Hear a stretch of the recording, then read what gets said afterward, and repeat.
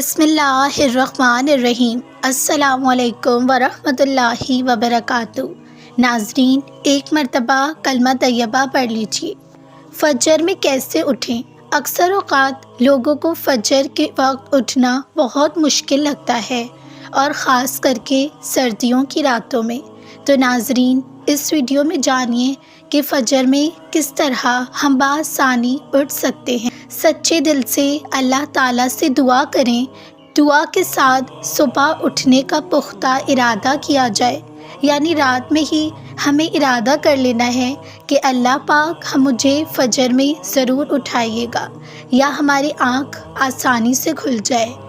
دعا ہر گناہ سے بچنے کا مؤثر یعنی ایفیکٹو ہتھیار ہے، اور ارادے کی پختگی کا انجام تک پہنچانا ہے۔ یعنی اگر ہم دعا کرتے ہیں تو ہم ضرور نتیجے پر پہنچتے ہیں۔ سونے سے پہلے وضو کیا جائے، اور سونے کے متعلق مسنون دعا پڑھی جائے۔ نیند سے جاگنے کے بعد اس وقت کی دعائیں پڑھی جائیں، یعنی جب سونے لگیں تو ہمیں چاہیے کہ ہم دعائیں پڑھ لیں۔ نیند سے سوتے وقت کی دعا اور وضو ضرور کر لیجیے۔ سونے سے پہلے نماز فجر کے لیے اٹھنے کی سچی نیت کی جائے، کیونکہ نیت سے توفیق ملتی ہے۔ رات ہی میں ہمیں نیت کرنی ہے کہ میں فجر میں ضرور اٹھوں گا انشاءاللہ۔ رات کو سونے میں جلدی کی جائے، یعنی جلدی سے سو لیا جائے۔ یہ جو آج کل لوگ رات دیر تک جاگتے ہیں، یہ بالکل ٹھیک نہیں ہے، اور دیر تک جاگنے سے بچا جائے۔ عبادت سے غفلت پہ یہ سب سے بڑی رکاوٹ ہے کہ جب ہم دیر سے سوئیں گے تو ہمیں فجر کے لیے کیسے ہماری آنکھ کھل سکتی ہے۔ اس بات کی معرفت یعنی جانکاری ہو کہ نماز فجر چھوڑ کر سوئے رہنا گناہ ہے۔ ہم باقی سب نمازیں پڑھ لیں اور فجر چھوڑ دیں تو ہمیں فجر کی نماز کا گناہ ملے گا، اور منافق کی نشانی بھی یہی ہے۔ متفق علیہ یعنی ایسی حدیث جو صحیح بخاری اور صحیح مسلم دونوں میں ہو۔ اللہ کی معصیت اور اس کی نافرمانی سے بچا جائے۔ اس بات کا احساس کیا جائے کہ نماز فجر پڑھنے سے بندہ اللہ تعالیٰ کی امان میں ہو جاتا ہے۔ الارم کا استعمال کیا جائے، یعنی رات میں ہی الارم رکھ کر سو جایا جائے۔ رات میں الارم رکھ دیجیے کہ فجر میں اٹھ سکیں۔ اس میں فجر کی نماز سے پہلے کا وقت سیٹ کرنا اپنے سے دور رکھا جائے۔ دوپہر میں معمولی قیلولہ کرنے سے دوپہر میں تھوڑا سا سو لیا جائے، اس سے صبح اٹھنے میں مدد ملتی ہے۔ اکیلے سونے سے بچا جائے، تاکہ پاس کوئی سویا ہو تو وہ آپ کو نماز کے لیے جگا دے اگر وہ بھی اٹھ رہا ہے۔ رات کو کھانا ہلکا یعنی کم کھایا جائے، جس سے زیادہ نیند نہیں آئے گی۔ نیند کی شدت کا سبب کم ہو جائے گا۔ رات کی نیند اور دن میں معمولی قیلولہ یعنی دوپہر میں سونے کے علاوہ دوسرے اوقات میں سونے سے بچیں۔ پیٹھ اور پیٹ کے بل نہ سویا جائے، بلکہ سونے میں سنت نبوی کو اختیار کیا جائے، یعنی دائیں یعنی رائٹ کروٹ پر سوئیں۔ اس طرح رائٹ ہاتھ کی ہتھیلی دائیں گال کے نیچے رکھیں۔ نماز فجر کے ساتھ دوسری نمازوں کی جماعت کے ساتھ ادائیگی کی جائے، اور اس میں سستی اور کاہلی کو ختم کر دیا جائے۔ آنے والے رمضان کے لیے ایک اسپیشل دعا۔ یا اللہ، رمضان آ رہا ہے، وہ مہینہ جس میں تو سب سے زیادہ قریب ہوتا ہے ہم سے، اور بندہ سب سے زیادہ کمزور اس رمضان مجھے خالی ہاتھ نہ لوٹانا۔ یا اللہ، مجھے صرف بھوکا پیاسا رکھ کر رمضان نہیں گزارنا۔ مجھے خشوع اور خضوع والی نماز، آنسوؤں والی دعا اور دل سے نکلا ہوا ذکر عطا فرما۔ میرے رمضان کو صرف روٹین کی عبادت نہیں بنا۔ یا رب، فرسٹ رمضان سے لے کر ہر آخر تک یا اللہ میرے دل کو سکون دینا۔ اس رمضان سے پہلے میرے دل کو صاف کر دے، حسد، غصہ، نفرت اور پرانے زخموں سے آزاد کر دے۔ مجھے ان باتوں کا غم نہ دے جنہیں میں بدل نہیں سکتا۔ مجھے وہ بندہ بنا دے جو روزوں سے پہلے اپنے دل کو بھوکا کرے۔ یا رب اس رمضان میں مجھے میرے پرانے گناہ معاف کرنے کے اور غلطیاں آگے نہ ہونے والی غلطیوں کے لیے آگے ہونے والی ہیں ان سے پہلے ہی مجھے سنبھال دے۔ یا اللہ میری ہر چھوٹی بڑی دعا اس مہینے کے صدقے قبول فرما۔ یا اللہ اس رمضان کو میری زندگی کا ٹرننگ پوائنٹ بنا دے، اور جب یہ مہینہ ختم ہو تو میں پہلے سے بہتر بندہ بن جاؤں۔ آمین یا رب العالمین۔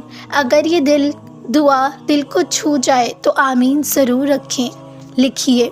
درود پاک پڑھنے پر کیا ملے گا؟ چہرے کو نور ملے گا، دل کو سکون ملے گا، نماز کی پابندی ملے گی، رزق میں برکت ہوگی، دعائیں قبول ہوں گی، زندگی پرسکون ہوگی، تہجد کی تڑپ ملے گی، تلاوت قرآن سے شوق ملے گا، گناہوں سے نفرت ہوگی، ڈپریشن سے چھٹکارا ملے گا، جنت میں اعلیٰ مقام ملے گا، اور جنت جس کو ملے گی اسے اللہ تعالیٰ کا دیدار ملے گا۔ درود شریف پڑھنے والے کی قبر نور سے روشن ہوگی، اس کے درجات بلند ہوں گے۔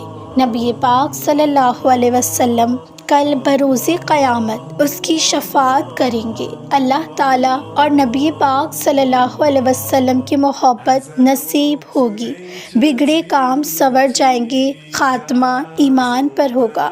صرف 40 دنوں میں بہتر مسلمان بنے، صرف 40 دنوں میں۔ فجر کی نماز وقت پر پڑھیں، ہر نماز کے بعد ایک پیج قرآن کی تلاوت کریں، روزانہ ایک نیا آیت یاد کیجیے، صرف 10 منٹ اللہ کا ذکر کریں، ہر دن ایک نئی دعا سیکھیں، عشاء اور وتر سونے سے پہلے ضرور پڑھیں۔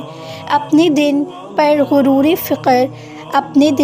غور و فکر یعنی سیلف ریفلیکشن کریں، 100 بار استغفار کریں، اللہ کا شکر ادا کرنا اپنی عادت بنا لیں، کسی چیریٹی میں ڈونیٹ کریں، کسی کے لیے کھانا خرید کر ان کو خوش کریں، اپنی لوکل مسجد میں والنٹیئر کریں، کسی ضرورت مند کی مدد کریں، مسکرانا مت بھولیے، کسی اسلامک ایونٹ یا درس میں شامل ہوں، قرآن پاک کی تلاوت سنیے، کسی سورہ پر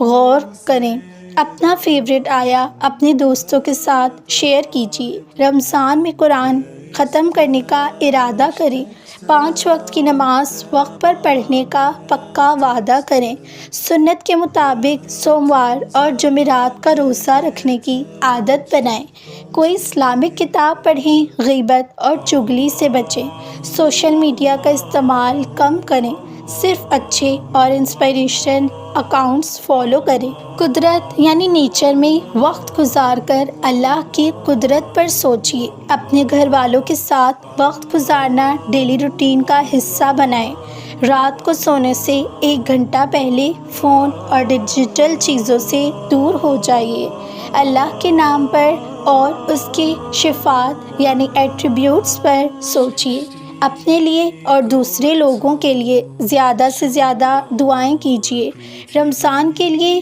گول سیٹ کر لیجیے، یعنی ہم نے رمضان میں کیا کیا کام کرنے ہیں، وہ بھی ویڈیو جلد میں اپنے چینل پر شیئر کروں گی۔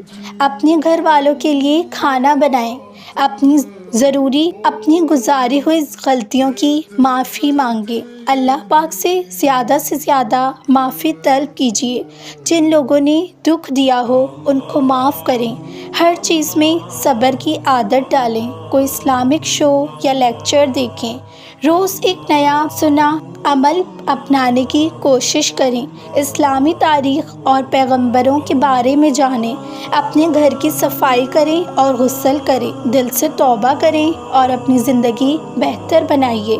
یہ 40 چھوٹی چھوٹی عادتیں آپ کو ایک بہتر مسلمان بننے میں مدد کریں گی انشاءاللہ۔